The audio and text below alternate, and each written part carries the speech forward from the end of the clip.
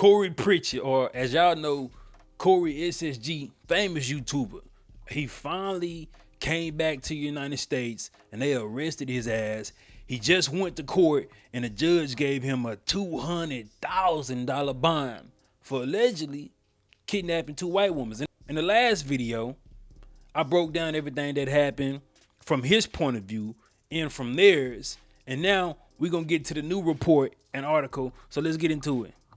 Now we getting into the article. Look. Shout out goddamn B. Taylor, senior digital content producer. Y'all can check her YouTube out as well. She's a content creator, but she's an actual journalist who actually broke this story. But we're going to get into it. $200,000 bond set for YouTube star Corey Pritchett Jr. an aggravated kidnapping case in Houston. We're going to go ahead and read it a little bit, then I'm going to give you my thoughts.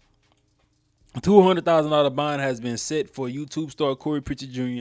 as he appeared before a judge Thursday morning for a case involving a kidnapping, a high-speed chase, and an alleged death threats. According to court documents, Pritchett, who has over 15 million followers across all social media platforms, including more than 1 million subscribers to his Life with Corey, has been charged with 2 counts of aggravated kidnapping after allegedly abducting 2 women, threatening their lives, and fleeing to Qatar. I don't believe he fled to Dubai. I actually believe and actually seen him post about going to Dubai. 2 white girls tried to set me up, the shit failed. Now, I was already coming to Dubai. I've been posting I'm coming to Dubai. Dead ass. So me going to Dubai was not me running because I did something. Like, bro, I left this shit alone, nigga. I don't know who the victim over here. You feel me? 2 weeks prior to actually even meeting these 2 women.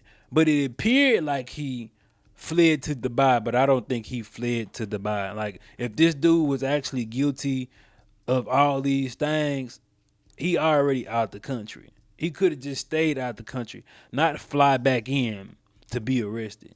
But he was arrested at Houston Airport, booked into the Harris County Jail, where his bond was set at $100,000 for each charge, totaling $200,000 according to his financial affidavit. Pritchett had requested a public defender reporting $0 in monthly income and no listed assets. Now, this is smart. The dude ain't broke. He not broke. But it's something about these goddamn judges knowing that you have money and assets. They would increase your goddamn bond, bro. They would increase your bond just because you got money, dog. So this could have easily been $500,000 bond if they seen he had an income. But that's one thing I don't like about no goddamn judges, especially out here in Houston, Texas. But what happened in court, prosecutors read the probable cause in the case, and the defense attorney asked the judge to reduce the bond, but the state opposed the request. Of course they gonna oppose the request because they know 1 million subscribers, him going to Dubai, the type of jewelry he had, the money. Yeah, they want more money out this dude. And anybody that got money, given his flight risk, the defense attorney argued that Pritchett voluntarily returned to the U.S. after traveling to Dubai. However, the court sided with the state, declining to reduce his bond and leaving it at $200,000. Just because his bond is $200,000 for people who haven't been in jail, unfortunately I have, he can find a bondsman or a bail bonds to pay 3 to 10% of this particular bond. Now, at $200,000, they would happily take 5%. So he might have to pay $10,000. They'll happily take 3% of a $200,000 bond, especially knowing that he's going to be a little bit more responsible. But they put a GPS monitoring due to him being a flight risk. Again, when people report these stories, not having a goddamn a full context of what this particular man was doing, he already reported the fact that he was going to be moving out of Dubai. I'm moving to Dubai.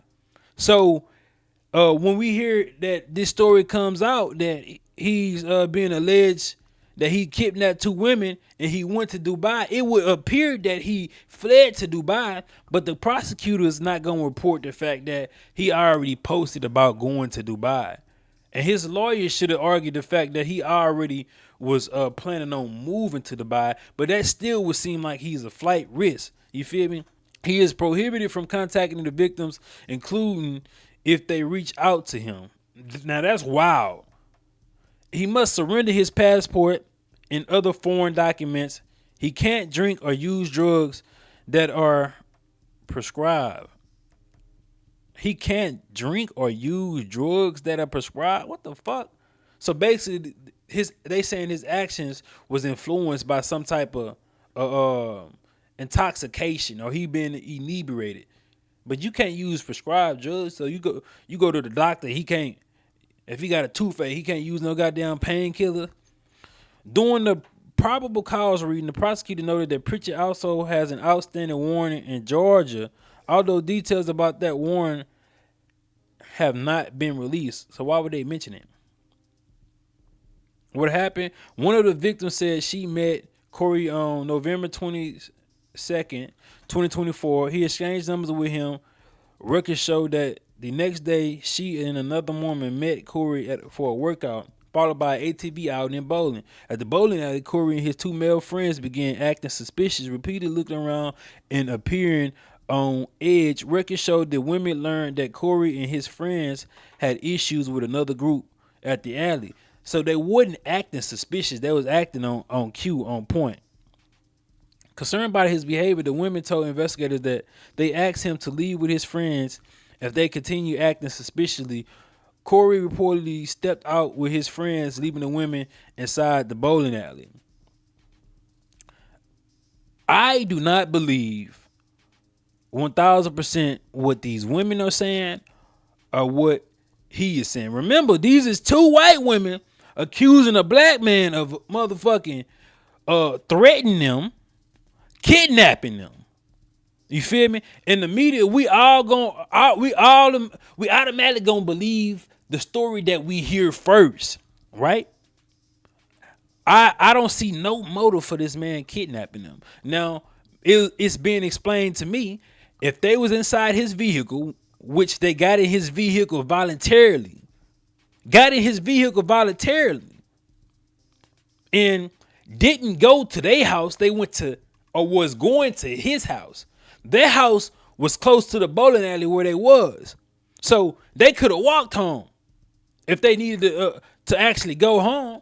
But I don't believe what these women are saying. Something had happened that we don't know, and it's going to be revealed.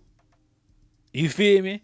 That if he was trying to kidnap y'all, why would he let y'all out the vehicle? Why would one man try to kidnap 2 women? It's 2 against 1. The laws of physics. I mean, we stronger than y'all, but we ain't that goddamn stronger than y'all, man. You feel me? So this don't make sense. And go look at the video that I posted previously, and I broke down this entire story. But I wanted y'all to pay attention to this. They got a purple band on Corey SSG, a purple band in Harris County, and I think in most correctional facilities, jail, county, prison, I think a purple band stands for homicide or you a murder suspect. Another thing it stands for that he has 2 strike convictions, meaning if you get 3 strikes, they put you in jail for life. But he's facing 2 strikes. I think is the kidnapping is a felony, and I guess threatening them with a firearm is a felony. Even though he ain't shoot it, it's still like assault. But this is interesting, man. We're gonna keep following this, and I just hope the truth prevail. It's a lot of just foggy stuff with this, but glad he turned himself in. And the fact that he's saying he ain't got no money, and he don't make any type of income, that's interesting. But man, leave y'all thoughts, comments, and we're gonna follow this one. This is interesting.